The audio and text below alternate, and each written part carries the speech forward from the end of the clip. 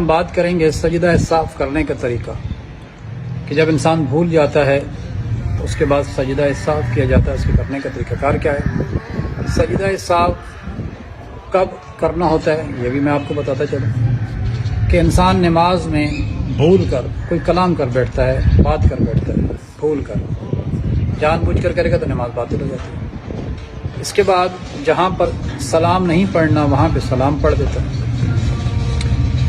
ایک رکعت میں 2 سجدے ہوتے ہیں، ایک سجدہ ادا کرتا ہے اور ایک بھول جاتا ہے تب بھی سجدہ صاف کرے۔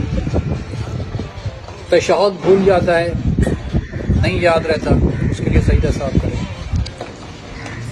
3 رکعت پڑھی ہے اور شک کر رہا ہے کہ چوتھی میں ہوں یا 5ویں میں ہوں، فرمایا اس کے لیے بھی سجدہ صاف بچ جاتا ہے۔ تو یہ وہ امور ہیں کہ جن کے لیے سجدہ صاف کیا جاتا ہے۔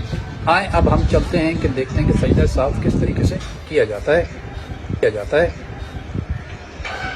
آپ نے فوراً نماز ختم کرنی ہے، نماز ختم کے بعد فوراً آپ نے سجدہ صاف ہو جانا ہے۔ آپ کی نیت ہو چکی ہے کہ آپ جس مقصد کے لیے سجدہ صاف کر رہے ہیں آپ کی نیت ہو گئی۔ اب آپ نے جب جانا ہے سجدے میں کیا پڑھنا ہے؟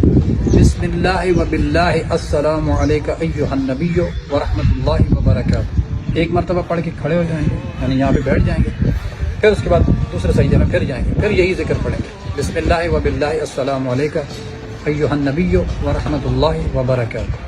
واپس کھڑے ہوں گے، تشہد پڑھیں گے انتہائی مختصر، اشہد ان لا الہ الا اللہ اشہد ان محمد رسول اللہ، اللہم صلی علی محمد وعلی محمد، السلام علیکم ورحمۃ اللہ وبرکاتہ، اور بس ختم۔